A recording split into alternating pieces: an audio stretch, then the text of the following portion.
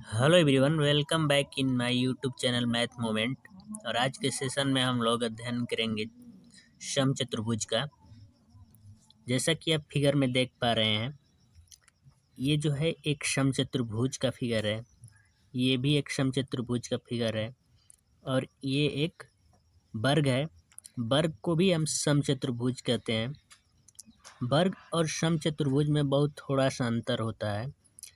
वर्ग के जो सभी कोण होते हैं वो 90 डिग्री के होते हैं। वर्ग के सभी कोण 90 डिग्री के होते हैं,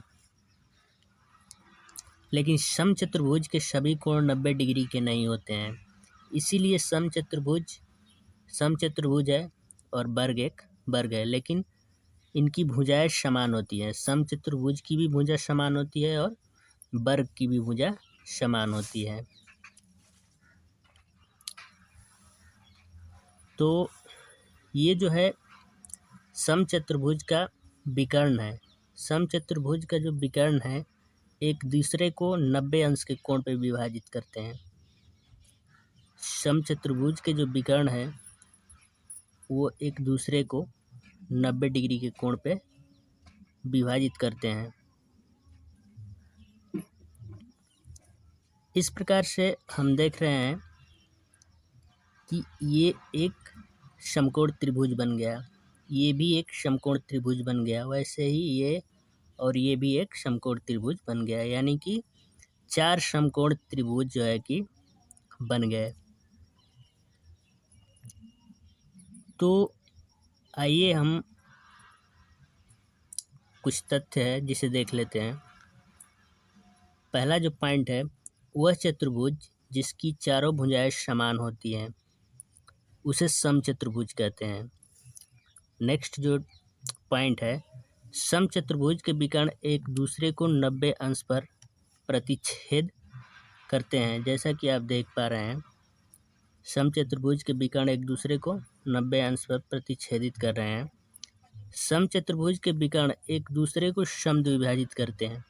जैसा कि ये जो समचतुर्भुज के विकर्ण हैं, ये दोनों एक दूसरे को प्रतिच्छेद करते हैं।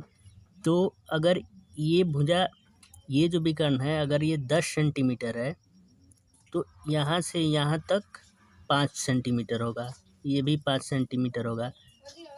और अगर ये 6 सेंटीमीटर का है तो यहाँ से यहाँ जो होगा वो 3 सेंटीमीटर और यहाँ से यहाँ भी 3 सेंटीमीटर। चूँकि समचतुर्भुज के विकर्ण समान नहीं होते हैं, लेकिन जहाँ पे विभाजित करते हैं वहाँ पे आधे आधे भागों में बट जाते हैं। और जो वर्ग का विकर्ण होता है ये जो है कि बराबर होता है। ये भी एक डिफरेंस है वर्ग और समचतुर्भुज में, कि वर्ग के जो विकर्ण होते हैं वो बराबर होते हैं, लेकिन समचतुर्भुज के विकर्ण बराबर नहीं होते हैं। अगला जो पॉइंट है, समचतुर्भुज में विकर्णों द्वारा बने चारों त्रिभुज सर्वागसम होते हैं। सर्वागसम का मतलब बराबर। जो समचतुर्भुज में 4 त्रिभुज बनेंगे वो सभी बराबर होंगे। तो सर्वागसम का मतलब होता है बराबर। अब फ्रेंड्स, समचतुर्भुज से संबंधित कुछ फार्मूले होते हैं, उन्हें देख लेते हैं। जैसे कि हम फिगर नंबर 2 में देख रहे हैं कि इसके विकर्ण D1 और D2 है। अगर समचतुर्भुज के विकर्ण D1 और D2 हमें मालूम हो तो समचतुर्भुज का क्षेत्रफल निकालने के लिए फार्मूला होता है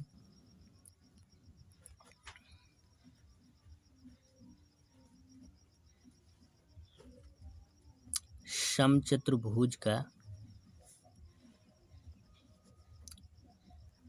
क्षेत्रफल बराबर 1/2 D1 गुणित D2। ये फार्मूला हम तब लगाएंगे जब समचतुर्भुज के दोनों विकर्ण ज्ञात हो। अब जो हमारा तीसरा फिगर है, इसमें आप देख रहे हैं कि ये जो है ऊंचाई h है। हम यहाँ भी बना सकते थे, लेकिन आपको समझाने में सुविधा हो इसलिए हमने एक अलग फिगर बना लिया है। तो समचतुर्भुज का अगर ऊंचाई हमें पता हो तो हम क्षेत्रफल दूसरे सूत्र से निकालेंगे, जैसा कि दूसरा सूत्र है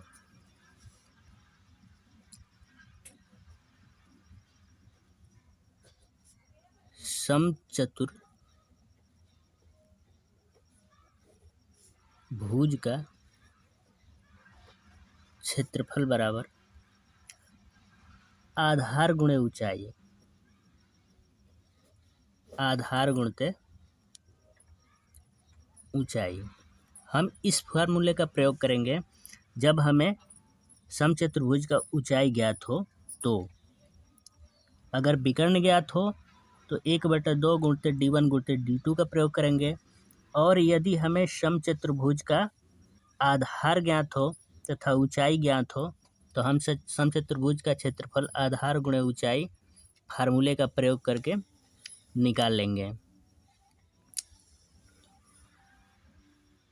अगर दोस्तों जैसा कि समचतुर्भुज में 4 जो है कि त्रिभुज बन रहे हैं, अगर चारों त्रिभुज में से एक भी त्रिभुज का अगर क्षेत्रफल हमें पता हो तो हम कैसे निकालेंगे समचतुर्भुज का क्षेत्रफल। तो उसके लिए फार्मूला होता है समचतुर्भुज का क्षेत्रफल बराबर 4 गुणित एक त्रिभुज का क्षेत्रफल। अगर चारों समकोण त्रिभुज में से एक भी त्रिभुज का क्षेत्रफल अगर हमें पता हो तो हम उसमें 4 से गुणा कर देंगे तो हमारा समचतुर्भुज का क्षेत्रफल निकल जाएगा। तो ये 3 फार्मूले हैं समचतुर्भुज का क्षेत्रफल निकालने के लिए। अब हम समचतुर्भुज का परिमाप कैसे निकालेंगे वो देख लेते हैं। परिमाप किसी भी बंद आकृति के सभी भुजाओं का योग होता है। तो समचतुर्भुज का परिमाप बराबर, चूँकि चतुर्भुज के जो सभी भुजा है वो बराबर होते हैं, इसलिए 4 और गुणित ए, हमने भुजा ए मानी है इसलिए 4a, या तो सभी भुजाओं को जोड़ लेंगे या फिर एक भुजा में 4 से गुणा कर लेंगे तो हमारा परिमाप निकल जाएगा। अब हम समचतुर्भुज पर आधारित कुछ क्वेश्चन करेंगे जिससे हमारे कॉन्सेप्ट और भी क्लियर हो जाएंगे। तो आइए अब हम लोग चलते हैं क्वेश्चन की तरफ।